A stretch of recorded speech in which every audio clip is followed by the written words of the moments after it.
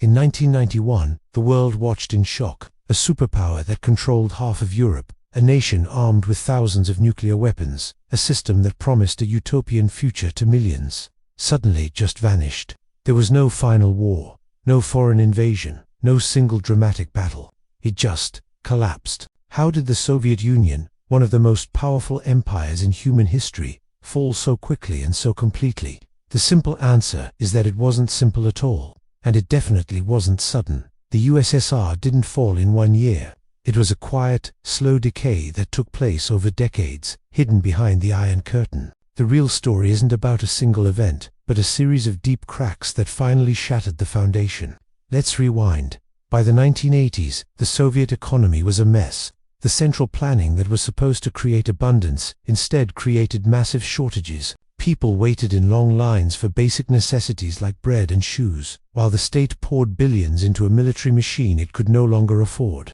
The war in Afghanistan became their Vietnam, a costly and demoralizing conflict that drained resources and public trust. Then came Mikhail Gorbachev, a new leader with bold ideas. Glasnost, meaning openness, and perestroika, meaning restructuring. He wanted to reform the system, to make it more efficient and humane.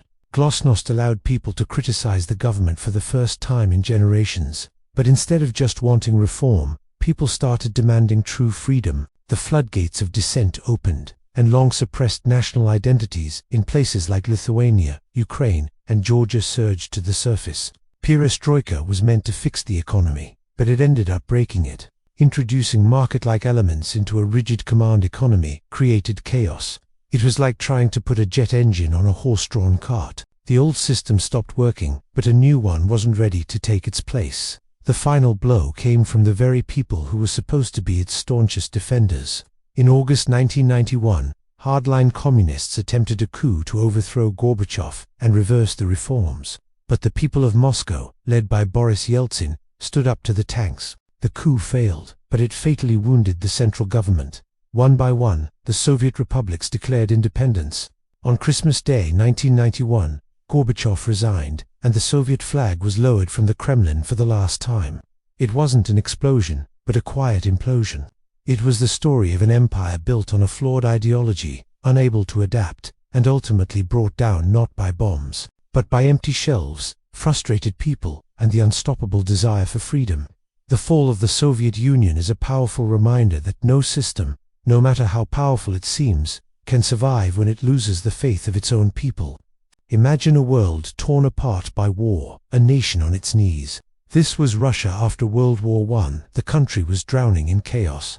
Poverty was rampant, millions were starving, and the leadership was weak, disconnected from the suffering of its people. The old order was crumbling, and the ground was fertile for radical change. In the midst of this desperation, a new force rose from the ashes. In 1917, the Bolsheviks, led by the charismatic Vladimir Lenin, seized power. They didn't just offer political change, they offered a new dream. They promised what everyone desperately craved: equality, jobs, food, and perhaps most importantly, dignity. They spoke of a future where the common person would no longer be a pawn in the games of the rich and powerful. This wasn't just another political party, it was a revolutionary idea. Lenin envisioned a completely new kind of society, one without the deep-seated class divisions that had plagued Russia for centuries. He proposed a system where exploitation would be a thing of the past, where the workers, not the owners, would control the means of production. It was a bold, almost utopian vision. By 1922, this vision was given a name and a territory: the Union of Soviet Socialist Republics, the USSR, and in the beginning, it seemed like the dream was becoming a reality. The state took firm control of the economy. Factories that had been silent for years roared back to life. New schools opened their doors, and for the first time, education became a possibility for the masses, not just the elite. To millions of people, both inside Russia and around the world, this new experiment was electrifying. They saw the early successes and believed they were witnessing the dawn of a new era. Communism didn't just look like an alternative, it looked like the future, a future built on the promise of a fair and just world for all. This was the powerful, hopeful beginning of one of the most influential and controversial chapters in modern history. After Lenin came a name that would be etched into history: Joseph Stalin. He had a vision to drag the Soviet Union from a rural agrarian society into a global industrial giant, and he did. Massive factories sprung up, heavy industry boomed, and the country modernized at a breakneck pace. On paper, it was a staggering success. But this transformation came at a brutal, human cost. Millions perished in forced labor camps, the infamous gulags. Fear became the primary tool of governance. Loyalty, not competence, was the key to survival. The Soviet state swelled with power, projecting an image of an unbreakable superpower. But beneath this ironclad surface, it was incredibly fragile. Because when a system is built entirely on fear, the truth itself becomes the most dangerous enemy. World War II was a turning point for the entire planet, but for the Soviet Union, it was an earth-shattering event. They suffered unimaginable losses, with over 20 million people gone. Yet, against all odds, they emerged victorious. In the war's aftermath, the world watched as Eastern Europe fell under Soviet control, one country after another. Communism, once a radical idea, began to spread like wildfire. Suddenly, the USSR wasn't just a regional power. It was a global superpower, standing eye to eye with the United States. This set the stage for a new kind of conflict. The world split into two camps, creating a bipolar reality: the USA versus the USSR, capitalism versus communism. On the surface, the Soviet Union seemed absolutely unstoppable, a mighty empire forged in the fires of war. But this image of strength hid deep, festering problems. The very system that had achieved victory in war was about to prove it could outwin the peace. Ever wondered how an entire economy could be planned from a single office? Welcome to the Soviet Union's grand economic experiment. On paper, it seemed like a perfect system. The government, through its central planning agency Gazprom, decided everything: what to produce, how much to produce, and where it all went. Every citizen was guaranteed a job, and prices were fixed by the state. No more unpredictable market swings, no more unemployment, just stability and order. It sounds almost utopian, right? A society where everyone has a place and basic needs are met. But what happens when you take away the very things that drive progress? The reality on the ground was a stark contrast to the blueprint. Without competition, there was no reason for factories to innovate or improve. Why make a better toaster when you're the only company making toasters? The main goal wasn't quality. It was simply meeting the quota set by a bureaucrat hundreds of miles away. Factory managers became experts at hitting their numbers, even if it meant producing shoddy, unusable goods. The system rewarded obedience, not excellence. This led to some bizarre and frustrating outcomes for the average person. You might walk into a state-run store and find shelves filled with nothing but left-footed shoes, or a mountain of nails, but not a single hammer. The planners might order 10,000 tractors, but forget to order the spare parts to fix them. Chronic shortages of everyday items were a part of life. This created a massive shadow economy. If you wanted a good pair of jeans, a popular music record, or even quality meat, you had to turn to the black market, where supply and demand actually worked. Ultimately, the planned economy couldn't keep up. While the West was experiencing a technological boom with computers, new materials, and consumer innovations, the Soviet system was stuck. It was a rigid structure designed for a different era, unable to adapt or evolve. It guaranteed a job, but not a purpose. It controlled prices, but couldn't deliver the goods. The Great Soviet Experiment showed that an economy is more than just numbers on a spreadsheet. It's a living, breathing thing that needs freedom and incentive to truly thrive. Ever wondered how a superpower like the Soviet Union could just collapse? It wasn't just about spies, political drama, or a single event. A huge part of the story, maybe the biggest part, was a brutal economic war it waged against itself. Think about the Cold War. It was this epic showdown between two giants, the United States and the US. They were locked in a fierce competition, a rivalry that went far beyond just ideas. It was a race for global dominance, and it was incredibly expensive. The USSR was determined to match the US, blow for blow, in every single arena. First, nuclear weapons. The Soviets poured astronomical sums into building a nuclear arsenal to rival America's. This wasn't just about having a few bombs. It was about creating thousands of them, plus the missiles, submarines, and bombers to deliver them. The cost was staggering, a constant drain on the nation's wealth. Then, there was the technology race. The US was pushing the boundaries with advanced military tech, from stealth aircraft to sophisticated electronics. To keep up, the Soviet Union had to invest heavily in its own research and development, often trying to replicate or counter American innovations. This created a massive, hungry military-industrial complex that consumed a huge chunk of the Soviet economy. And who could forget the space race? Sputnik, Gagarin, the moon landing. It was a battle for the heavens, a symbol of technological and ideological superiority. While these achievements were awe-inspiring, they came with a colossal price tag. Every rocket launch, every satellite, every cosmonaut mission siphoned away resources that could have been used elsewhere. Finally, there was the global influence game. The USSR supported friendly regimes and revolutionary movements all over the world, from Cuba to Vietnam to countries across Africa. This meant sending money, weapons, and advisors, trying to build a global network of allies to counter American influence.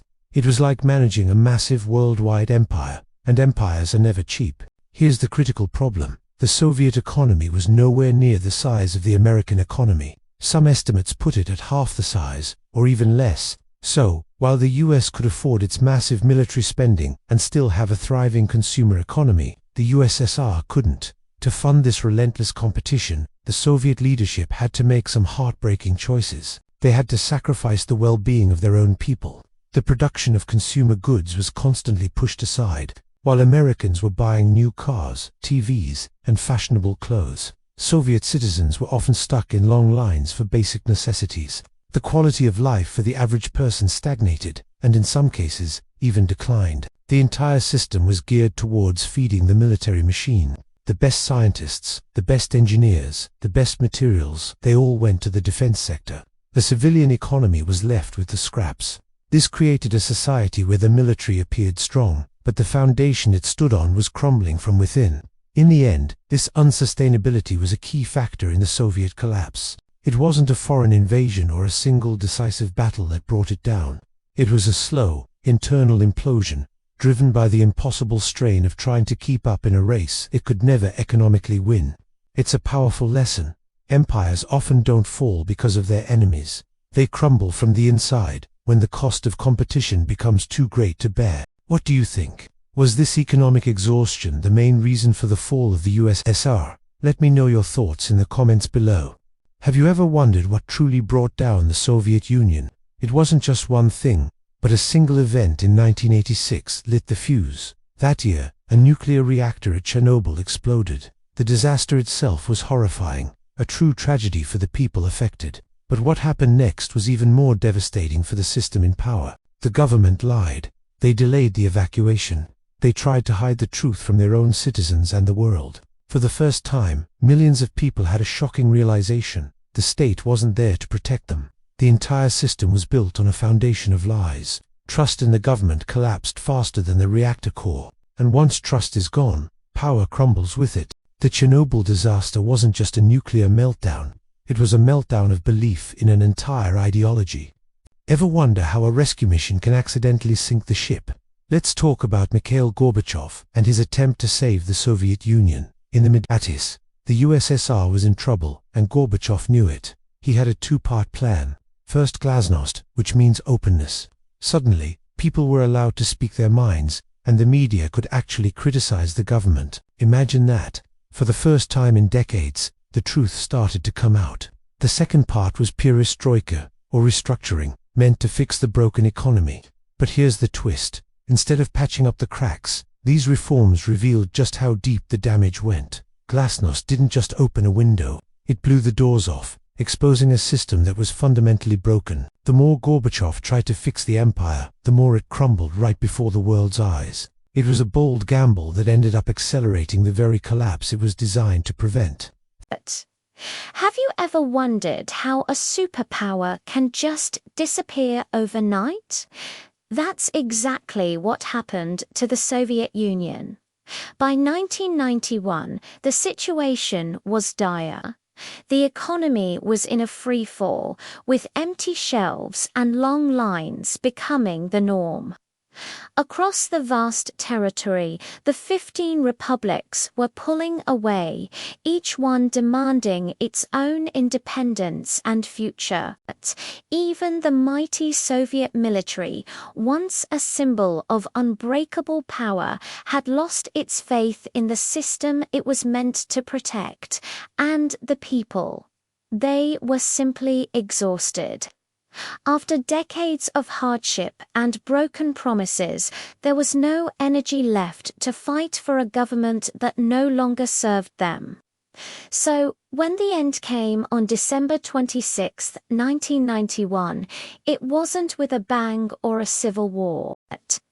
The Soviet Union officially dissolved, not in a blaze of glory, but with a quiet sigh of resignation. A global superpower simply vanished, fading into the history books. Thanks for watching. Why did the Soviet Union collapse so quickly, so unexpectedly? Everyone saw it as a superpower, locked in an eternal struggle with the West. Then, almost overnight, it was gone. What happened? Empires don't just fall because people rebel. They fall when the people in charge, the ones holding the whole thing together, simply stop believing in it. That's the real story of the Soviet Union's final days. For decades, the system was built on a single, powerful idea, that communism would create a better world. But by the 1980s, that belief was crumbling. The economy was a mess. The shelves in stores were empty, while the military was gobbling up a huge chunk of the country's wealth, trying to keep up in the arms race with the United States. This competition didn't just drain money, it drained the very lifeblood of the nation. Leaders knew things were bad. They had the reports, they saw the numbers. But the truth was a dangerous thing in the Soviet Union. For years, problems were hidden, statistics were faked, and everyone pretended everything was fine. This suppression of truth created a fragile illusion. When Mikhail Gorbachev came to power and introduced policies like glasnost or openness, he intended to fix the system. Instead, he shattered the illusion.